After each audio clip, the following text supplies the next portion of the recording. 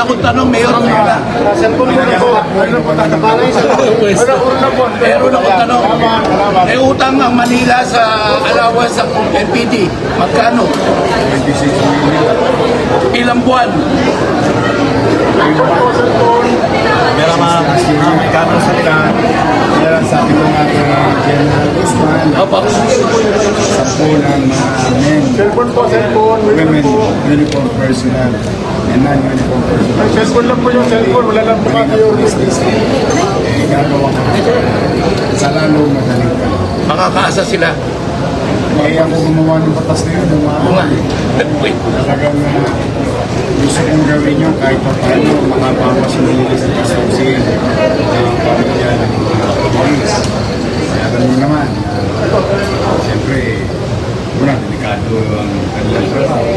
Yung konting provecho man lang na maibigay ng sila ng usap na medyo kahit pa paano may ibsan.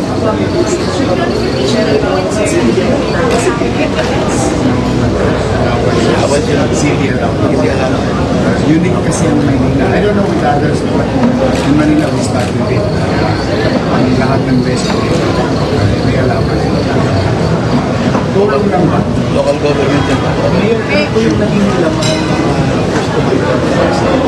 but basic pa rin we went back to what we have done before na maaaring yung mga kriminal, yung mga tulonges, patuloy pa rin nilang gagawin yung kanilang mga masamang gawain o palaking sa mamamayan ng lungsod ng Maynila at sa mga taong dumadapo sa lungsod ng Maynila. Sabi ko naman kay General Guzman at sabi ko naman kay mga kasama, kung hindi natin sila nahuli ng actual, we make sure makakabulin natin sila kahit saan na sila. Sabi ko sa kanila, very specific ang pagubili ng pamahalaan ng lungsod ng Maynila. Halupan ninyo ang Pilipinas kung saan mo sila magtago. Basta ginawa nyo ang krimen sa Maynila, we'll go after you. It's like what the saying goes, you cannot escape the long arm. So I would suggest, don't do it here. Or maybe you can change sila na gumawa ng buhay na parehas. But I think through the leadership of General Guzman and the men and women officers, uniform personnel of the city government will really gonna go after that. And ito po, yung po mga nabiktima sa road 10, truck driver, biyahero, private vehicles, noong mga nagdaang buwan, nagdaang taon, maaaring hindi kayo nakakuha ng justisya sa tagdang panahon.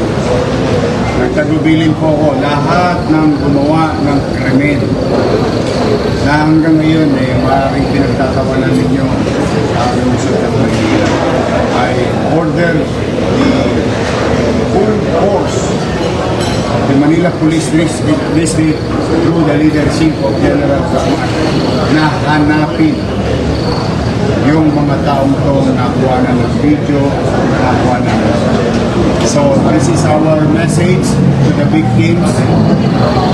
Maaaring hindi kayo kagad nakatigil ng justisya, pero sa maliit na aming kaparaanan, ilang lungsod ng Manila at Manila Police District and the City Council through the leadership of Vice Mayor Chief, hahanapin po sila namin ngayon. Mayor, yung curfew, citywide curfew. Yung citywide curfew, Bigyan mo nga kami ng ang idea. enforcement unit ay police. Pero ang katulong ng police ay ang Manila Social Welfare Development through Director J. De La Puente. I-implement na po ang curfew sa Manila. I hope, no? I hope. Medyo tulog na lang kayo. Lalaki pa kayo. Yeah? Kaya ano pa po ba yung ibang marching orders sa MP, sa pagbunuan ng MP, sa paghahol, sa mga kawatan sa hotel? Ay, sa amin na lang yun. Basta may mga bagay na napag-usapan kami among ourselves. But the general is we want peace and order in the city. I made that commitment. Chichi, Atienza, and our party mates in the last campaign, we committed ourselves on very two basic problems ng taong bayan. Lilinisin ko ang Maynila, alisin ko ang kalimitan ng Maynila.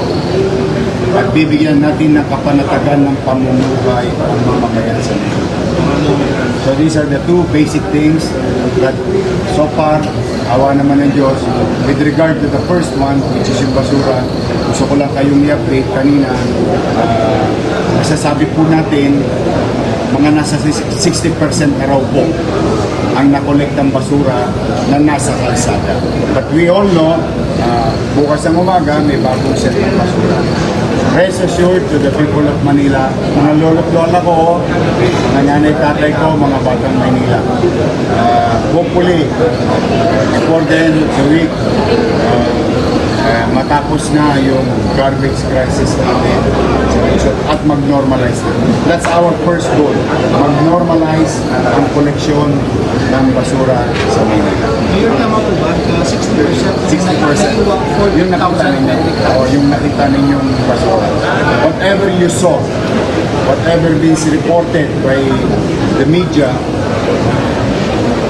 at least as of kanina, ang report na sa amin ng DPS at kasama ang MMDA na tumulong sa Maynila ay nasa 60% na yung load sa kalsada. Kasi kailangan natin distinguish, ano? Hindi ibig sabihin na wala na yung sa kalsada, wala na yung basura sa loob ng bahay. Natutuwa lang ako sa mga mamamayan ng lungsod ng Maynila. Yung una kong panawagan, hayaan yung dalawitin ko muna lahat ng basura sa kalsada, inatumpok. Tapos kung kaya pa na stay yung basura nila sa loob ng bahay, ang tabayanan yung truck. So some did and heeded the call of the city. But again, tomorrow, we're gonna face another about 2,500 metric tons. And with regard to the past and existing one, that's a 60% na ang problema na rin. We will continue. Hindi pa nakakapagpahinga yung ating mga taga-DPS at engineering. We will not stop. And thanks to Lionel, first day, and thanks to everyone who participated and helped keep the city clean and healthy. Hopefully, ma-achieve natin yan in the coming days. Tungkol naman sa sunog, sir, anong gagawin ng Manila ngayon? Unang-una sunog ko sa... Oo nga, ayun na, maling araw. Malulungkot tayo, but, siyempre, aberya yan. We went there kaninang umaga. About 7 a.m. Nandun ako. Pero, nagtagubili na ako. We do our best as soon as possible to give financial assistance. Pero chumita na sila kanina. Through the leadership of Director J.D. La Puente ng MDSW, doon napakain na. Makakain na sa mga ng Panginoon. At hinakot na rin pala yung basura. Napansin mo? Yung mga nasunod. Malapit ka, sabi niya. Oo, hinakot na. Kasi nung nandun ako, dumating si Director Kenneth Amoral. Sabi ko yung mga debris, yung mga nasunod. Nakakot na. Marami kagad ng media.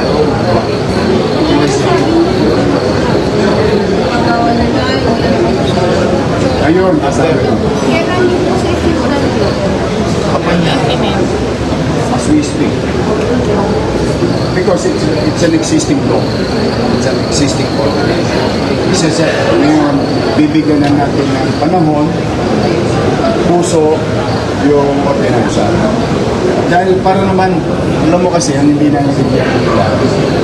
Yung tao nagtrabaho 8 oras, pagod, bumiyahe na traffic 10 oras na. Matutulog na lang siya ng gabi, nag-disturbo pa siya ng mga tampucho ngayon. It is unfair sa mga mamamayan ng gusto. Mayor, may mga mahalagang anunsyo yung Manila LGU magmumula sa inyo. Paano po yung Facebook page? Ng official Facebook page? Yung MPIO, no? mukhang nabalitaan mo na rin, ano? Pero, petty things lang naman yun. Magagamit ko pa naman yung aking page. Tabayan nila pag may announcement, wag muna tayong aasa masyado sa ibang page. Doon na muna kunin nyo sa akin. Ano yung security plans po for crime-prone areas such as University Road sa Espanya po? Ano po yung security plans? Of course, in line with the directive of the Chief of Police, General Torre, the same thing that the City of Manila will do through the leadership of General Guzman, that there will be police visibility, especially sa University Park, in the likes of Espanya area and in the likes of Top Avenue. Ayan yung dalawang legal natin. And they've been doing that. Nag-ikot na kami ni General Guzman eh. Tapos, on top of that, there is a effort in our own little way na magkaroon ng checkpoint. Hanggat maaari, hanggat kaya, tira na ng tira. Kung mayroong pulis sa umaga, hanggat maaari, may pulis na makikita rin sa pulis. That's the direction. In addition lang po sa question niya, kasi di ba may direksiba sa mga PCP na baka nila, di ba, may gusto sa kalsada na. Sectoral na ngayon. Opo, ano po yun? Wala po ba tayong plano na may sumulat sa kanya na may balik kahit na talagang magkababila? Hindi. Ang gawin natin, ang tingin ko, kung may bagong programa, may bagong polisiya, sumunod muna tayo. Then we report if it is effective or not. Then we suggest if it is not. Now, if it is effective, then we escalate. But for the meantime, so not to confuse and mix yung actions ng pamahalaan or kung yun ang direktiba sa ating mga kapulisya, we will follow the same. Tingnan natin, baka mas alam nila. Unang-una, sila naman ang talagang espesyalista dyan. Kaya lamang, modesty aside, I grew up in Manila eh. Alam ko kung nasaan ang mga tolongit. Kaya ako naman, yung aking experience, sinishare ko naman sa mga lesbo natin. So yung tweet, konting-konti lang. But as general principle, we follow the national policy. Para hindi na makonfuse sa mga lesbo kung sino susundin kanila. Tayo'y nakikisama, tutugon, makikisa. We will insist our action with regard to the visit of the situation. And the uniqueness of it in the city of Manila, meron lang tayong ibang mga extra steps na gagawin para mapanatag ang pamumuhay at mga tumarang sa masyarakat. Mayor, yung Wala Facebook namang page mga balik daw yung mga budgets.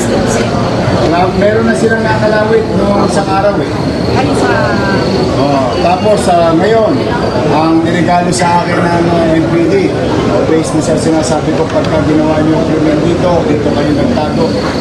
Number 1, regional most wanted, nakakalawit ng Manila Police District. Number 1, regional, nakakalawit ng Manila Police District. Ayun, umpisa na. Kaya, andyan kanina. Basta masaya ako para sa kanila, masaya ako para sa tao sa lungsod ng Maynila, masaya ako para sa tao na dadako sa Maynila if these things will continue. Yun lang may akin dyan, yan ang take ko dyan. Tao muna, mamamayan muna ang mga. Pwede kayo, Jay. Okay. Sure, ay dalawa pa. Maging pakasabasag sa lalabas.